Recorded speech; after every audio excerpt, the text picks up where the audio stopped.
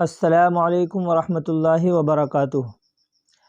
محترم دوستو، ہماری قرآن پاک کو سیکھنے کی کلاس نمبر 4 چوتھا ہمارا سبق شروع ہوا ہے۔ آج ہم انشاءاللہ حرفوں کی پہچان کریں گے، کس کس حساب سے اور شکل کون کون سی لے کر سامنے آتا ہے، ہم اس کو پڑھیں گے۔ اس سے پہلے ایک اللہ کے نبی کی حدیث آپ تک پہنچاؤں، کیونکہ ہمارے لیے قرآن کا پڑھنا، قرآن کو سیکھنا کتنا ضروری ہے، بہت ضروری ہے۔ اگر کوئی آدمی کسی منزل پہ پہنچے، مثلاً اپنے دوست کی ملاقات کے لیے جائے، اگر راستے کا معلوم ہے، راستے کا پتہ ہے، تو ہم ڈائریکٹلی اسی کے پاس پہنچ جائیں گے۔ اگر ہمیں راستے کا نہ پتہ ہو تو ہم بھٹک جائیں گے۔ اسی لیے قرآن پاک کو سیکھنے اور سکھانے کا مشغلہ ہمارے لیے ضروری ہے۔ آپ وقت نکالیں۔ دین اتنا آسان ہے، اللہ کے نبی ارشاد فرما رہے ہیں، ایک حدیث ہے۔ اسی کے ساتھ سبق کے ساتھ ساتھ میں قرآن کے متعلق آپ کو ایک حدیث بھی پہنچا رہا ہوں۔ قرآن کا سیکھنا بہت بڑی بات ہے، اور یہ اتنا مشکل نہیں ہے جتنا کہ ہم لوگ بنا رہے ہیں، اتنا مشکل نہیں ہے۔ اللہ کے نبی ایک حدیث میں ارشاد فرما رہے ہیں، قال النبی صلی اللہ علیہ وسلم الدین یسر۔ اللہ کے نبی کیا کہہ رہے ہیں؟ نبی کریم صلی اللہ علیہ وسلم کا ارشاد ہے کہ دین آسان ہے، دین سیکھنے والے کے لیے آسان ہے۔ اگر آدمی کوشش کرتا رہے، محنت کرتا رہے، اسی کے لیے آسان ہے۔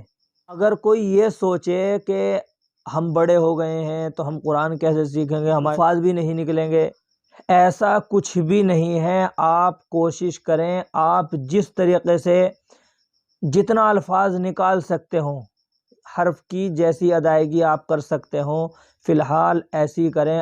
ہم سبق پڑھتے جائیں گے، ہماری پہچان ہوتی جائے گی، تو اسی طریقے سے ہم قرآن پاک کو سیکھیں۔ جب ہم سیکھنے کے لیے چلیں گے، اللہ کی مدد ہماری طرف آئے گی۔ اتنا الفاظ کھینچ سکتے ہوں اتنا الفاظ کھینچیں، اور جو آپ سے نہ کھنچ رہا ہو، کم کھنچتا ہو، تو آپ زیادہ پریشان ہونے کی ضرورت نہیں ہے۔ کیا مشکل کچھ الفاظ ہیں، جیسے عین ہے، زا ہے اور قوف ہے، تو اسی طریقے سے کچھ الفاظ ایسے ہیں، تو آپ اس میں پریشان ہونے کی ضرورت نہیں ہے۔ آپ جتنا الفاظ آپ سے نکل رہا ہو، آپ اتنا نکال سکتے ہیں۔ چلیے ہم سبق کی طرف چلتے ہیں۔ آج میں آپ کو پہچان کروا دوں، الفاظ کون کون سا الفاظ کس طریقے سے بنا ہوا ہوتا ہے، اور آگے مل کر کس طریقے سے بنے گا۔ آئیے قاعدے میں دیکھ کر کے پڑھتے ہیں۔ سبق شروع کرنے سے پہلے اعوذ باللہ اور بسم اللہ کا پڑھنا ہمارے لیے ضروری ہے۔ تو چلیے سبق شروع کرتے ہیں۔ اعوذ باللہ من الشیطان الرجیم، بسم اللہ الرحمن الرحیم۔ یہ دیکھیے آپ، یہ لکھا ہوا ہے مرکبات میں ملے ہوئے حروف کی شکلیں۔ اب یہ شکلوں کا مطلب ہے کہ جو الفاظ ایک دوسرے سے مل کر کے بنتا ہے وہ کس طریقے سے بنے گا، اور جو کسی ورڈ سے ملا ہوا ہوگا تو وہ کس طریقے سے بنا ہوا ہو سکتا ہے۔ یہ دیکھیے، یہ الف ہے، الف کے نیچے اس کی 2 شکلیں ہیں۔ یہ تو ان دونوں میں سے کسی بھی طریقے کا الف بنا ہوا ہو سکتا ہے، کسی بھی حرف کے ساتھ۔ اور یہ ہے با، با کی نیچے ہیں 2 شکلیں، یہ با ہے اور با کی 2 شکلیں ہیں۔ یہ با اگر کسی الفاظ کے ساتھ ملا ہوا ہوگا تو وہ اس طریقے سے بن سکتا ہے۔ اور یہ تا ہے، تا جو بنا ہوا ہوتا ہے اصل، وہ تا ایسا ہوتا ہے، اور اس کی 3 نیچے شکلیں ہیں۔ یہ گول سا بنا ہوا ہے، پھر یہ اس طریقے سے تا بنا ہوا ہے۔ یہ ہمیں جو ہے نقطوں سے پہچاننا ہوگا کہ تا کے اوپر نقطے ہیں، اوپر ہیں تو کتنے نقطے ہیں، تو وہ تا بنا ہوا ہے۔ اور یہ جیم ہے اوپر، یہ جیم ہے، اور جیم کے نیچے ایک شکل ہے۔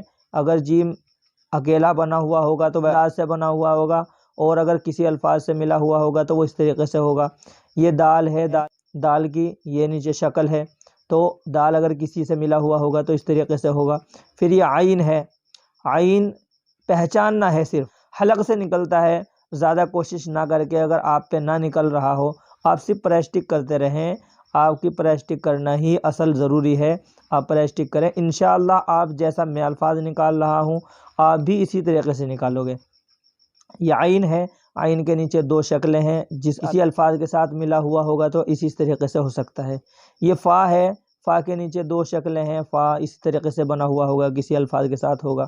تو یہ کاف ہے، کاف کے نیچے دو شکلیں ہیں، تو یہ کاف اگر اکیلا بنا ہوا ہوگا تو اس طرح ہوگا۔ پھر یہ دو شکلیں دے دی نیچے، تو یہ دو شکلیں ہیں، اس طریقے سے بنا ہوا ہوگا، وہ ملا ہوا ہوگا۔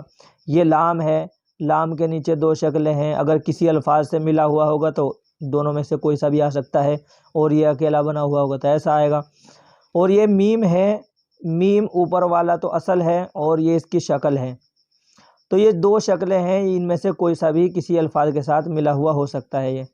اور یہ نون ہے، نون کے بھی نیچے دو شکلیں ہیں، تو یہ دیکھنا ہے صرف نون کے اوپر نقطہ ہے، تو نون کے اوپر نقطہ ہے تو کیسا بھی کسی الفاظ کے ساتھ اگر ملا ہوا ہے تو نقطے سے پہچاننا ہے، یہ اسی انداز سے بھی لکھا ہوا ہو سکتا ہے، آپ کو نقطوں سے پہچاننا ہے۔ اور یہ ہا ہے، ہا کے نیچے تین شکلیں ہیں، یہ کسی بھی طریقے سے بنا ہوا ہو سکتا ہے، یہ حرف ہمیں پہچاننا ہے۔ یہ حمزہ ہے، یہ عین کی طرح بنا ہوا ہے، یہ حمزہ ہے وہ عین ہے، اور حمزہ اس طریقے سے ہوگا، اور اگر کسی الفاظ سے ملا ہوا ہوگا تو وہ اس طرح کا بھی ہو سکتا ہے۔ اور یا کو ہمیں نقطوں سے ہی پہچاننا ہے، یا کے نیچے دو نقطے ہوتے ہیں، یہ یا اس طریقے سے بھی بن سکتا ہے دوسرے الفاظ کے ساتھ میں ملا کر، اور اس طریقے سے بھی، یہ دونوں میں سے کوئی سی بھی شکل آ سکتی ہے، آپ اس کو پہچاننا ہے۔ امید کرتا ہوں کہ آپ کے سبق سمجھ میں آ گیا ہوگا، اور کوشش کرتے رہیں، انشاءاللہ میں بہت آسان کر کے آپ کو سبق پڑھاتا رہوں گا۔